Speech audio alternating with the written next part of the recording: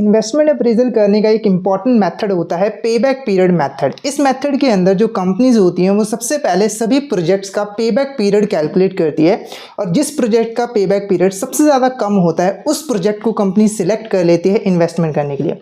जैसे एग्जाम्पल के मान के चलिए एक XYZ कंपनी है, उसके पास दो प्रोजेक्ट है, एक प्रोजेक्ट ए है और एक प्रोजेक्ट बी है।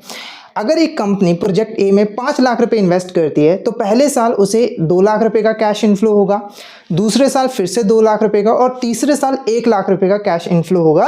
यानी कि इस प्रोजेक्ट का जो पे बैक पीरियड है वो 3 साल है। उसके ऑपोजिट अगर कंपनी प्रोजेक्ट बी में इन्वेस्ट करती है तो उसे हर साल 1 लाख रुपए का कैश इनफ्लो होगा, यानी कि प्रोजेक्ट बी का जो पे बैक पीरियड है वो 5 साल है। तो दोनों प्रोजेक्ट का अगर हम कंपेरिजन करें तो जो प्रोजेक्ट है उसका पेबैक पीरियड सबसे ज़्यादा कम है तो कंपनी प्रोजेक्ट ए को सिलेक्ट कर लेगी और उसमें इन्वेस्टमेंट कर देगी।